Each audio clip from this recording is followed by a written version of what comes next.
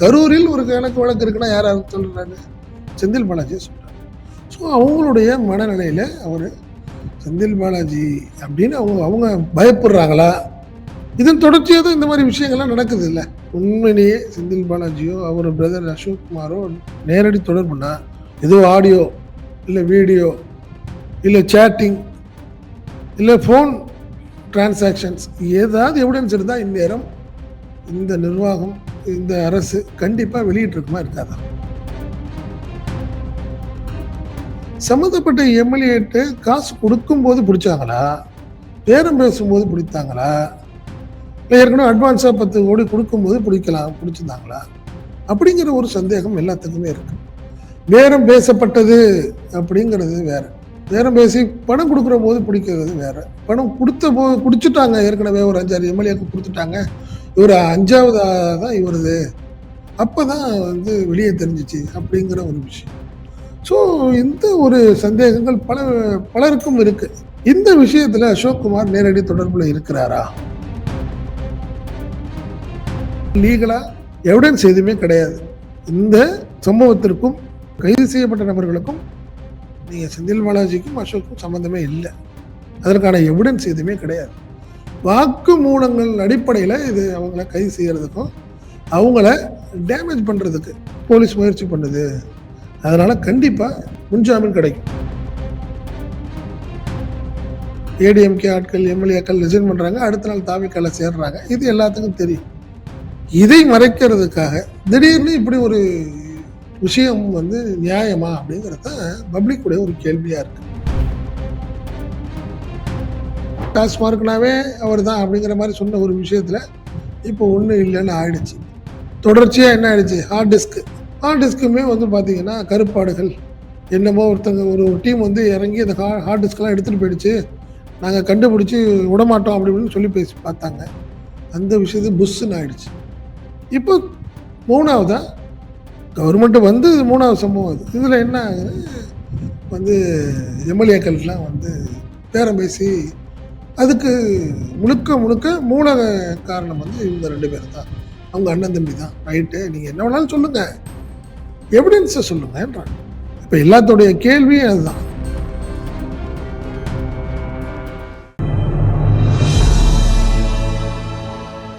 ஈதமிழ் news நேயர்களுக்கு வணக்கம். இன்றைய நேர்காணலில் நம்மோடு இருந்திருப்பவர் ஈதமிழ் நியூஸோட ஆசிரியர் மற்றும் பத்திரிகையாளர் திரு செந்தில் சார். சார் வணக்கம். வணக்கம்.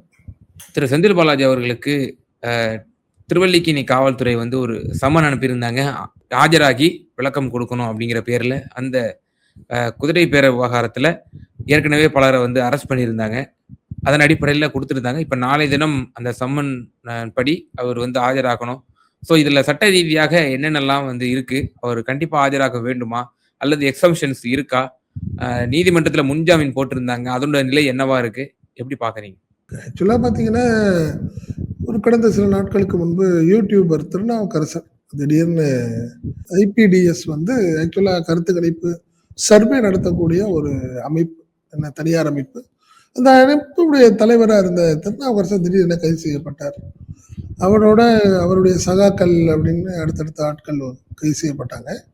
குறிப்பா 2 பேர் கரூரை சேர்ந்த 2 பேர், கார்த்தி அண்ட் ரமேஷ் கைது செய்யப்பட்டார்கள்னு வச்சுக்கல.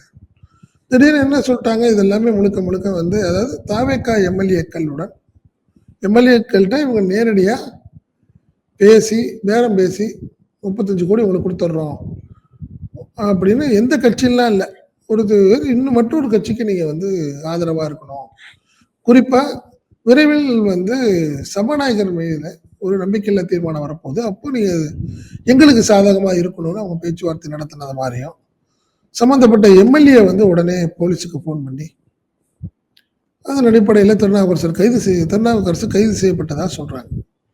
பட் அது இந்த விஷயம் என்னன்னா, திருநாவுக்கரசு இந்த டீமுக்கு எல்லாம் காரணம், அவங்களுக்கு வந்து ஆர்கனைஸ் பண்ணது யாரு அப்படின்னு பார்த்தீங்கன்னா செந்தில் பாலாஜி, அவங்க சகோதரர் அசோக், அவங்களுடைய அறிவுறுத்தலின் பேரில் தான் அவங்க வந்து பேச்சுவார்த்தை நடத்தினது, பேரம் பேசுனதெல்லாம் அதுதாங்கிற மாதிரி தான் சப்ஜெக்ட். புரியுதுங்களா? எஃப்ஐஆர்லயே வந்து அசோக் குமார், செந்தில் பாலாஜியுடைய பிரதர் அசோக் குமார் பேரே போட்டாங்க அதில் எஃப்ஐஆர்ல. புரியுதுங்களா? பட் என்னன்னு யாருக்கும் ஒன்றும் புரியல, யாருக்குமே புரியலன்னு வச்சுக்கலாம். காரணம் என்னன்னா, நம்ம ஏற்கனவே இதை பத்தி பேசியிருக்கோம். இன்னும் 40 நாள் தான் ஆகுது.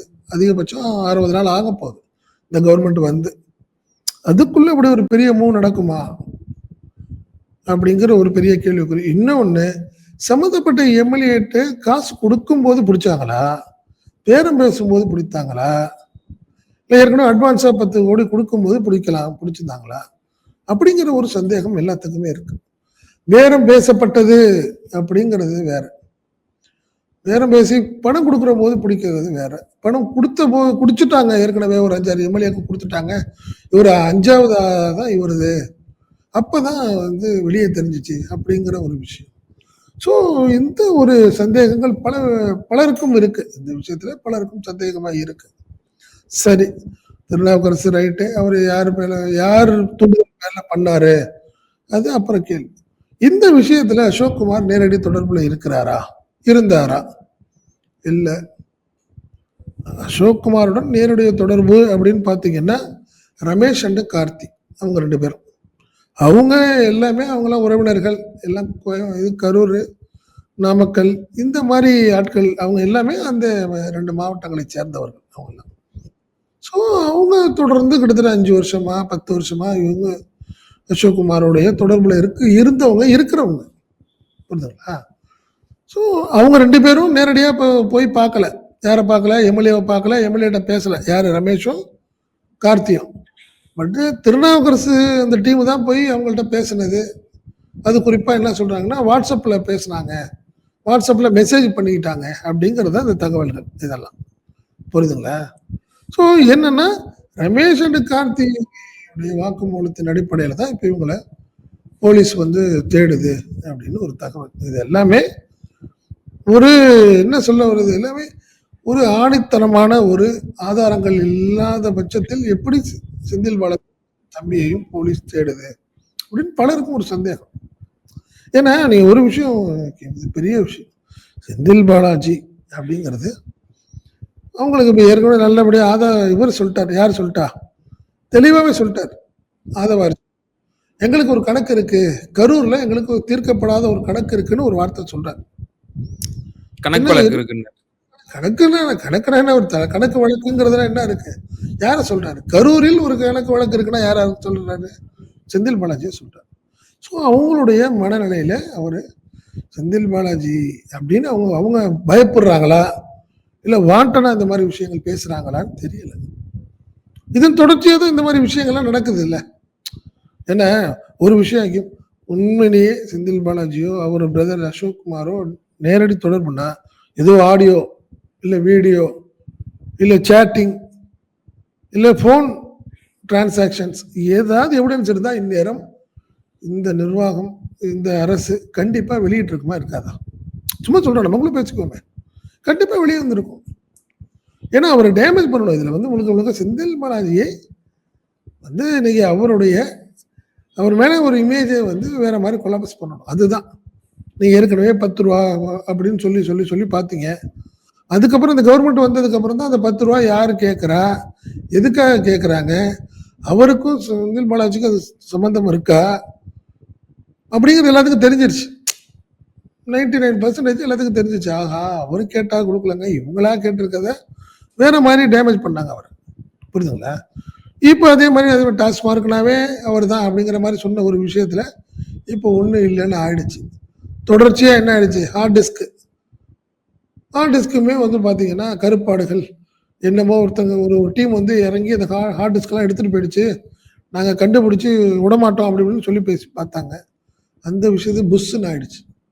இப்போ 3வதா கவர்மெண்ட் வந்து 3வது சம்பவம் அது. இதுல என்ன ஆகுது, வந்து எம்எல்ஏக்கள்லாம் வந்து பேரம் பேசி அதுக்கு முழுக்க மூல காரணம் வந்து இவங்க 2 பேரும் தான், அவங்க அண்ணன் தம்பி தான். ரைட்டு, நீங்க என்ன வேணாலும் சொல்லுங்க, எவிடன்ஸை சொல்லுங்கன்றாங்க. அதுதான் மேட்ரு. இப்ப எல்லாத்தோடைய கேள்வியும் அதுதான். நீங்க ஏதாவது ஆதாரமோ சாட்சிகளோ இருந்தால் மாற்றமே இல்லை, நீங்க வழக்கு பதிவு பண்ணுங்க, அரெஸ்ட் பண்ணுங்க, உண்மையிலேயே ஆதாரங்கள்லாம் இருந்துச்சுன்னா அவங்களை தண்டனை கொடுங்க, அதனால மாற்றமே இல்லை. நீங்களாம் போட்டு ஒரு உருவகப்படுத்திக்கிட்டு டேமேஜ் பண்ணிட்டு, காரணம் முழுக்க எல்லாத்துக்கும் தெரியும், தாவேகா கவர்மெண்ட் குதிரை பேரம் நடத்துது, ஏடிஎம்கே ஆட்கள், எம்எல்ஏக்கள் ரிசைன் பண்றாங்க, அடுத்த நாள் தாவேக்கால சேர்றாங்க. இது எல்லாத்துக்கும் தெரியும். இதை மறைக்கிறதுக்காக திடீர்னு இப்படி ஒரு விஷயம் வந்து நியாயமா அப்படிங்கிறது தான் பப்ளிக்குடைய ஒரு கேள்வியா இருக்கு. இப்போ ஏற்கனவே சம்மன் கொடுத்துருந்தாங்க, நீங்க சொன்ன மாதிரி சம்மன் கொண்டுதாங்க செந்தில் பாலாஜியுடைய சொந்த கிராமமான கரூரில் ராமேஸ்வரப்பட்டியில் அவங்க வீட்டில் போய் அவங்க அப்பாட்ட கொடுத்தாங்க. திருவல்லிக்கேணியிலேருந்து நான் ஒரு எஸ்ஐ வந்திருக்கேன் சார், இவங்க 2 பேரும் வந்து ஆஜராக சொல்லி ஒரு சம்மன் நீ கொஞ்சம் வாங்கிக்கங்கன்னு சொன்னா ஒரு கையெழுத்து போட்டு வாங்கிட்டாங்க. அதெல்லாம் மாற்றாங்க. இப்போ நாளைக்கு போய் அவர் எப்படி வர்றதுக்கு வாய்ப்பு? ஒன்று முன்ஜாமீன் கேட்டிருக்காரு, யாரு? அசோக்குமார் கேட்டிருக்காரு. அந்த முன்ஜாமீனுக்கு நாளைக்கு என்ன வரப்போகுது? ஏன்னா ஏற்கனவே அவர் முன்ஜாமீன் கொடுத்தப்போ இவர் நீதிபதி என்ன சொன்னார், சம்மந்தப்பட்ட நபர் முன்ஜாமீன் கேட்குறாரு, என்னென்ன ஆதாரங்கள் இருந்து சொன்னீங்கன்னா முன்ஜாமீன் கொடுக்கலாமா வேண்டாமாங்கிறத நாங்கள் முடிவு பண்ணுவோன்னு ஒன்று எங்களுக்கு டைம் கொடுக்கணும்னு இருக்காங்க. நாளைக்கு ரிப்ளை கொடுக்க போகுது சென்னை போலீஸ். நாளைக்கு திருவல்லிக்கேணி போலீஸ் வந்து நாளைக்கு ரிப்ளை கொடுப்பாங்க. இதெல்லாம் ஒரு தொடர்பு இருக்குன்னு அதில் தான் பேசுகிறோம். நம்ம என்ன பேசுகிறோன்னா, கைது செய்யப்பட்டவர்களுடைய வாக்கு மூலம் எடுபடுமா? ஏற்கனவே போலீஸ் வந்து ஒரு 6-7 பேரை கைது செஞ்சுருக்காங்க.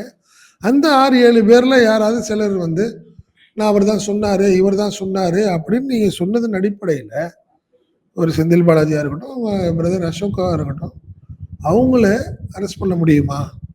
இல்லை அவங்களுடைய முன்ஜாமீனை வந்து தள்ளுபடி செய்ய முடியுமான்னு பார்த்தா லீகலாக சொல்கிறாங்க வாய்ப்பு இல்லை. போலீசாரால் கைது செய்யப்பட்ட ஒரு நபர் கொடுக்குற வாக்குமூலம் பல்வேறு காரணங்களால் இருக்கலாம். ப்ரெஷர் பண்ணியிருக்கலாம், இல்லை பிடிக்காதவராக இருக்கலாம், புரியுதுங்களா? பல விஷயமா இருக்கும். அதுக்கு என்னன்னா, இவர் சொன்னாருன்னா எங்க சொன்னார், எப்படி சொன்னீங்க, ஃபோனில் பேசுனீங்களா, நேரடியாக பார்த்தீங்களா? நேரடியாக போனீங்கன்னா உங்களுடைய ஃபோன் லொக்கேஷன் அந்த சம்மந்தப்பட்ட நாளில் அங்கே இருந்திருக்கணும். அந்த இடத்துல அசோக்குமாராக இருக்கட்டும், செந்தில் பாலாஜியாக இருக்கட்டும், அவங்களுடைய லொக்கேஷன் அங்கே இருந்திருக்கணும். நிறைய விஷயங்கள் இருக்கு ஐக்கியத்தில். அதுதான் இப்போ ஒரு கேள்விக்குறியாக போயிட்டே இருக்கு இந்த விஷயம். ஏன்னா அனிதா ராதாகிருஷ்ணனுக்கு இதே தான் பிரச்சனை. நீ அவதூறு வழக்கு அப்படின்னு போட்டுட்டு செக்ஷன்ஸ் ஏகப்பட்ட செக்ஷன் போடுறீங்க. உங்களுக்கு வேற மாதிரி யாருடைய தூண்டுதல் மேல எடுங்க. ஒரு பொதுக்கூட்டம் நடக்குது, இந்த பொதுக்கூட்டத்தில் ஒருத்தர் விமர்சனம் பண்ணி ஒரு அரசியல் கட்சி தலைவர் இன்னொரு அரசியல் கட்சி தலைவரை விமர்சனம் செய்கிறார் அரசியல் ரீதியா. அதுல யாரோட தூண்டுதல் இருக்குமா? நான் எடுபடுமா? அதுதான் மேட்டர். அதன் அடிப்படையில் இதே விஷயம்தான். திருநாவுக்கரசுன்னு ஒரு நபர், அவர் யாருக்காக போனார் அப்படிங்கிறதுக்கு எவிடன்ஸ் வேணும். அவர் யார் வேணாலும் சொன்னாங்க, உண்மையா இல்லையா? செந்தில் பாலாஜி சொல்றாங்க, இன்னொருத்தரை கூட சொல்லலாம், பிடிக்காத அவர், அவரை வந்து அவருக்கும் பிடிக்காம இருக்கும், மாட்டி விடலாம் நினைக்கிறது தானே அது. அதனால கண்டிப்பா இப்ப என்ன சொல்றாங்க, நம்ம கிடைச்ச விஷயங்கள் எல்லாம் சொல்றாங்க, லீகலா எவிடன்ஸ் எதுவுமே கிடையாது. இந்த சம்பவத்திற்கும் கைது செய்யப்பட்ட நபர்களுக்கும் நீங்க செந்தில் பாலாஜிக்கும் அசோக்கும் சம்பந்தமே இல்லை. அதற்கான எவிடன்ஸ் எதுவுமே கிடையாது. வாக்கு மூலங்கள் அடிப்படையில் இது அவங்கள கைது செய்யறதுக்கும் அவங்கள டேமேஜ் பண்றதுக்கு போலீஸ் முயற்சி பண்ணுது. அதனால கண்டிப்பா இது கிடைக்கும், முன்ஜாமீன் கிடைக்கும். முன்ஜாமீன் கிடைச்ச அப்புறம் சம்மன் அனுப்புனா போகலாம், அதுல ஒன்றும் மாற்றம் கிடையாது. கேள்வி கேட்க போறாங்க, பதில் சொல்ல போறாங்க, அவ்வளவுதானே. இந்த சிவசங்கருக்கு அதே மாதிரி தான். ஒரு நபரை அரெஸ்ட் பண்றாங்க, அவர் யாருன்னு கேட்டா நான் வந்து சிவசங்கருக்கு நம்ம ரொம்ப வேண்டியவர், நான் வேலை வாங்கி தரேன்னு சொல்லி நீங்க ஆமா இல்லை அவரு, அதாவது அவருக்கும் சிவசங்கருக்கும் இதுல பங்கு இருக்கிற மாதிரி ஒரு இமேஜ் ஏற்படுத்தினாங்க போலீஸ். ஆனால் டைரக்டா கேள்வி கேட்டப்ப கேள்வி பதில் சொல்லிட்டாரு, அவருக்கு எனக்கு சம்மந்தமே கிடையாது, அவர் யாரும் எனக்கு தெரியலன்னு சொல்லிட்டு வந்துடுவார். அதனால சம்மன் மேட்ரு கிடையாது. சம்மனுக்கு தாராளமா போறாங்க. ஏன் ஒண்ணும் இல்லைங்க, நீ கரூர் சம்பவத்துக்கு சிபிஐ சம்மன் போட்டிருந்தது செந்தில் பாலாஜிக்கு, டெல்லி போயிட்டு வந்தாரு. அதனால சம்மனுக்கு மாற்றம் கிடையாது, தாராளமா போவாங்க. நாட்களும் ஓடிக்கொண்டிருக்குது. 10ஆம் தேதி கரூருக்கு போறாரு. தாவேக்காவுல புதிய ஒரு அந்த மாவட்டத்துக்கு ஒரு வருகை வந்திருக்காங்க திரு எம்.ஆர். விஜயபாஸ்கர். அவர் இப்போ முதல்வர் போகும்போது நிச்சயமா அவரும் அங்க வந்து எல்லா ஏற்பாடுகளும் செய்வாரு. அப்போ அவரும் என்ன நினைப்பாரு, தலைவர் வர்றாரு, நிச்சயமா செந்தில் பாலாஜி வெளியே இருந்தாருன்னா நல்லா இருக்காது, ஆல்ரெடி ஒரு பிளானும் போட்டு வச்சிருக்காங்க. 10ஆம் தேதி அவர் போகும்போது செந்தில் பாலாஜி வெளிய இருக்கக்கூடாது அப்படிங்கிற மாரி தான் எல்லாரும் பரவலான ஒரு குற்றச்சாட்டு வைக்கிறாங்க. இப்ப எம்.ஆர். விஜயபாஸ்கரும் ஒரு இது பண்ணுவார் இல்லையா? ஒரு அழுத்தம் குடுப்பார் இல்லையா? தலைமைக்கு. இல்ல தலைவர் 100 அதாவது அவருமே ஒரு துரிதமா இப்படி ஒரு பழிவாங்கல் நடவடிக்கையோட எடுப்பதற்கான வாய்ப்புகள் இருக்குன்னு சொல்லப்படுது. அரசியல் ரீதியான பழிவாங்கல் அவ்வளவுதான் முக்கியம். ஒரே ஒரு விஷயம் தான். செந்தில் பாலாஜி மேல என்ன காரணம்? நீங்க ஒரு சுறுசுறுப்பா இருக்காரு. இருக்கிற இடத்துக்கு லாயலா இருக்காரு. இந்த கவர்மெண்ட் வரக்கூடாதுன்னு ஆசைப்பட்டாரு. அதற்கு அரசியல் ரீதியா ஒர்க் பண்ணாரு. திமுகவினை ஜெயிக்கிறதுக்கு போராடுறாரு. அதுதான் தாண்டி வேற என்ன இருக்கு? இல்லீகலா ஒன்றும் பண்ண வாய்ப்பு இல்லை. பண்ணியிருந்தா இந்நேரம் நீங்க அதான் சொன்ன கரூர் சம்பவத்தில் உண்மையிலேயே செந்தில் பாலாஜியுடைய தூண்டுதல் இருந்திருந்தா இந்நேரம் நீங்க விட்டுருப்பீங்களா? நடக்காத ஒரு விஷயத்துக்கே இன்னைக்கு எஃப்ஐஆரை போட்டு நீங்க அவரை தேடுற பேர் வழி லுக் அவுட் நோட்டீஸ் எல்லாம் கொடுத்துட்டு இருக்கிறீங்க. சொல்றேன் நான். பட் இன்னும் உண்மையிலே கரூர் சம்பவத்துல எதைய 1% 99.9% இல்லைன்னு தெரியும். 1% 0.1ல கூட இருந்தால் இந்த விட்டுருப்பீங்களா? பெரிய அலாமிங் ஆகியிருக்க மாட்டீங்களா? அது ஏதாவது ஒரு வகையில அவரை வந்து அரசியல் ரீதியா பழி வாங்கணும். அவர் இருக்கக்கூடாது அப்படின்னு நினைக்கிறாங்க. பட் அது எடுபடாது. இந்த விஷயமும் எடுபடாதுங்கிறது தான் நம்மளுடைய விஷயம். இந்த தாவேகா எம்எல்ஏக்களிடம் பேரம் பேசப்பட்டதாக கூறப்படும் இந்த வழக்கிலும் செந்தில் பாலாஜியை அவங்களால் பெருசா ஒன்றும் பழிவாங்க முடியாது. காரணம் அதற்கான ஆதாரங்களோ சாட்சிகளோ இல்லை. நேரடி சாட்சிகளோ எதுவுமே இல்லை. என்ன நீ அதுதான் நம்ம முதலே சொன்னோம். நீ ஒருவேளை அந்த எம்எல்ஏ கொங்கு மண்டலத்தை சேர்ந்தவராகவோ திருச்சி, புதுக்கோட்டை, அரியலூர், பெரம்பலூர், தஞ்சை இந்த ஏரியாலன்னா கூட ஏதாவது ஒரு காரணம் தேடலாம். சம்பந்தமே இல்லாம கிருஷ்ணகிரியை சேர்ந்த, ஒசூரை சேர்ந்த இப்படின்னு சொல்லும் பட்சத்தில் வாய்ப்புகளே இல்லை. ஏன்னா நீங்க உங்களுக்கு சோர்ஸ் எங்க இருக்கு வைக்கணும்? பழக்கம் இருக்கணும்ல. அவருக்கு சொல்றதுக்கான காரணங்களாவது இருக்கணும்ல. அதனால கண்டிப்பா நாளைக்கு அவருக்கு வந்து முன்ஜாமீன் கிடைக்கும். யாருக்கு? அசோக்குமாருக்கு முன்ஜாமீன் கண்டிப்பா கிடைக்கும் இந்த விஷயத்துல. அதனால மாற்றம் இல்லை. அதை தாண்டி ஜாமீன் சம்மன் கொடுக்கும்போது கொடுக்கலாம். இயல்பா ஒருத்தர் கைது செய்ய முற்பட்டால் அவரை வந்து டார்கெட் பண்ணி ஒரு இந்த அரசு வந்து துஷ்பிரயோகத்தில் ஈடுபட்டோம்னா இயல்பாவே அவர் அரசுக்கு ஒரு கவனத்தை கொண்டு போவாங்க. இவரை தொட்டோம்னா நமக்கு தேவையில்லாம பேக் ஃபயர் தான் ஆகும். அனிதா ராதாகிருஷ்ணன் கைதுலயும் அப்படிதான் சொன்னாங்க. அவர் கைது பண்ணுங்கிற அவசியமே இல்லை, வழக்கு மட்டும் பதிவு செஞ்சிருக்கலாம் அப்படின்னு தான் எல்லாரும் சொன்னாங்க. அவர் கைது பண்ணி அவர் ஒரு 73 வயது முன்னாள் முதல்வருக்கு நிகரான வயது கொண்டவர். அவரை போய் நீங்க 6 மணி நேரம் நீங்க இன்வெஸ்டிகேஷன்ங்கிற பேர்ல அவருடைய ஹெல்த் என்ன ஒரு அளக்கலிக்கிறீங்க. போலீஸ் ஜீப்ல ஏத்தி திருச்செந்தூர் டு தூத்துக்குடி, தூத்துக்குடி டு திருச்செந்தூர் இப்படி போட்டு 2 ட்ரிப் அழைச்சி வச்சீங்கன்னா என்ன நியாயம்? சோ அப்ப அது ஆளும் அரசுக்கு தேவையற்ற ஒரு பேக் ஃபயர் ஏற்படும். கைது செய்யப்பட்டவருக்கு ஒரு சிம்பத்தி கிரியேட் ஆக வாய்ப்பு இருக்கு. அதை இந்த அரசு அது அப்படி விரும்புதா? அதெல்லாம் தாண்டி நம்ம வந்து பழி தீர்க்கணும் அப்படிங்கிற ஒரு நோக்கோட வந்து திமுக முன்னாள் அமைச்சர்கள் மீது அதிகாரத்தை வந்து செலுத்த. அதாவது ஒரு விஷயம் புரியுங்களேன். கரூர் சம்பவம் நடந்தது. 3வது நாளே விளக்க சொன்னார். தைரியமா போய் உட்கார்ந்து ஒரு 2 மணி நேரம் விளக்க சொன்னார். அது அவங்களுக்கு ஏத்துக்க முடியல. நீங்க ஈபில வெள்ளை அறிக்கை வெளியிடுது. அடுத்த 2வது மணி நேரம் அவர் உட்கார்ந்து கிட்டத்தட்ட 1.5 மணி நேரம் விளக்க சொல்றாரு. இதெல்லாம் உங்களுக்கு அதெல்லாம் செய்யக்கூடாது. நீங்க அதெல்லாம் செஞ்சீங்கன்னா நீங்க எதிரியா பாக்குறீங்க. அரசியல் ரீதியா தானங்க இது எதிரியா பேசுறாங்க. அவங்க எதிரியா பேசுறாங்க போறாங்க. அது அவங்களால ஏத்துக்க முடியல. அதுதான் பிரச்சனை. நீங்க ஒதுங்கி போனீங்கன்னா நீங்க அரசியல்வாதி சரி எங்களை பார்த்து பயந்துட்டீங்க அப்படியே இருக்கணும் அப்படிங்கிறது. பட் திருப்பி நீங்க ரியாக்ட் பண்றீங்க, எதிர்வினை ஆற்றுனீங்கன்னா நீங்க முழுக்க எதிரி ஆயிடுறீங்க. செந்தில் பாலாஜி எப்படி ஆகுது? நீங்க அவரை போய் டேமேஜ் பண்றதுக்காக நீங்க கரூர்ல போய் ஒரு மீட்டிங் நடத்தி ஒரு பாட்டு பாடுறாரு. யாரு? முதல்வர். அங்க பாட்டு பாடினார். முடிஞ்சிருச்சு சம்பவம். 41 பேர் இறந்துட்டாங்க. ஒரு 3 நாள் கழிச்சு அவர் சொல்றாரு எப்படி நடந்துச்சு, இந்த சம்பவத்துக்கு காரணம் என்ன, நீங்க உடனே போயிட்டீங்களே எப்படி, நீங்க மட்டும் எப்படி போனீங்க அப்படின்னு கேட்கிறப்ப அதுக்கு விளக்கங்கள் சொல்றாரு. என்ன நடந்துச்சுன்னு அதிகாரிகள் சொல்றாங்க. எல்லாமே அவர் பேசுறாரு. இது அவங்களால ஏத்துக்க முடியல. அங்க உனக்கு குறை சொன்னோம்னா நீ ஒதுங்கிட்டு பயந்துட்டு ஓடி போயிடணும். விளக்க சொல்லக்கூடாது. அதே மாதிரிதான் வெள்ளை அறிக்கையும் அப்படித்தான். நீங்க அதே மாதிரிதான் ஹார்ட் டிஸ்க் விஷயமும் அதுதான். தாராளமா நீங்க விசாரிங்க. ஹார்ட் டிஸ்க்னு தான் கேட்டாரு. கோயம்புத்தூர்ல பேட்டி கொடுத்தாரு. ஸோ வந்து நீங்க எதிர்வினை ஆற்றும் பட்சத்தில் முழுக்க ஒரு எதிரி ஆயிடுறாங்க. அவங்க என்ன காரணம், அப்ப விடக்கூடாது, நம்ம இவ்வளவு திமிருத்தனமா விடக்கூடாது, அதாவது திருப்பி திருப்பி பேசிட்டே இருந்தா என்ன அர்த்தங்கிற மாதிரி நினைக்கிறாங்க. அதுதான் அதுக்கு ஒண்ணுக்கு ரெண்டா சேர்ந்துடுறாங்க. இப்போ எம்ஆர் விஜயபாஸ்கர் வந்துட்டாரு, அவர் சும்மா இருக்க மாட்டாரு. காரணம் என்ன, செந்தில் பாலாஜிக்கு எதிராக அவர் டெல்லி வரைக்கும் போய் அரசியல் பண்ணவர். அவர் அமித்ஷா வீட்டுக்கு வரைக்கும் போனவர். அவர் செந்தில் பாலாஜிக்கு எதிராக ஏதாவது பண்ணணுங்கிற துடிக்கிறத கூடிய நபர் அவர். அவர் இப்போ விஜயோட சேருக்கும் பட்சத்தில் இன்னும் கொஞ்சம் கூடுதலான தொந்தரவுகள் பிரச்சனைகள் வரும். பட் அதெல்லாம் தாண்டி தான் வரணும், வந்து தான் ஆகணும்னு வச்சுங்களேன். அரசியல்லாம் இது இயல்பு தானே, இதுதான் மாற்றம் இல்லை. ஆனால் இந்த வழக்குங்கிறது ஒரு பெரிய லெவல்ல அவங்களுக்கு பாதிப்பை ஏற்படுத்தாது. இந்த நிக்காது, கிரவுண்ட் இல்ல அப்படின்றதுதான் சொல்றாங்க. இப்போ பழிவாங்கலுக்காக தான் இந்த வழக்கு நம்ம புரிஞ்சுக்க முடியுது. இப்போ என்னன்னா, இப்போ திரு செந்தில் பாலாஜி மீது இப்படி சில எம்எல்ஏ வந்து புகார் கொடுத்தாருங்கிற அடிப்படையில காவல்துறை அவ்வளவு வீரியமா செயல்படுது, பலரையும் கைது பண்ணிருக்கு, இவருக்கு லுக் அவுட் நோட்டீஸ் போடுது, சம்மன் போடுது, எல்லாம் பண்ணுது.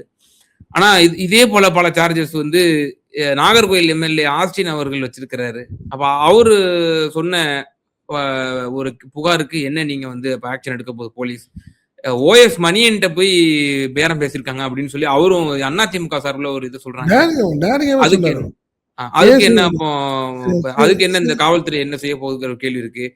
மதிமுக பொதுச்செயலாளர் வைகோ ஓப்பனாவே சொன்னாரு. அப்ப அதுக்கு என்ன வந்து இந்த காவல்துறை செய்ய போகுது? இப்படி பல விஷயங்கள். இப்ப அனிதா ராதாகிருஷ்ணனே என்ன சொன்னாரு, என்ன ஹாரஸ்மெண்ட் பண்ணாங்க, என்னை வந்து தாவேக்காவுக்கு கொண்டு போறதுக்கு முயற்சி பண்றாங்கன்னு சொல்லி அவருமே காவல்துறை மீதே கடுமையா இப்ப என்ன சொல்லுவாங்க, நீங்க கம்ப்ளைண்ட் கொடுங்க, நாங்க நடவடிக்கை எடுக்கிறோம்னு சொல்லுவாங்க.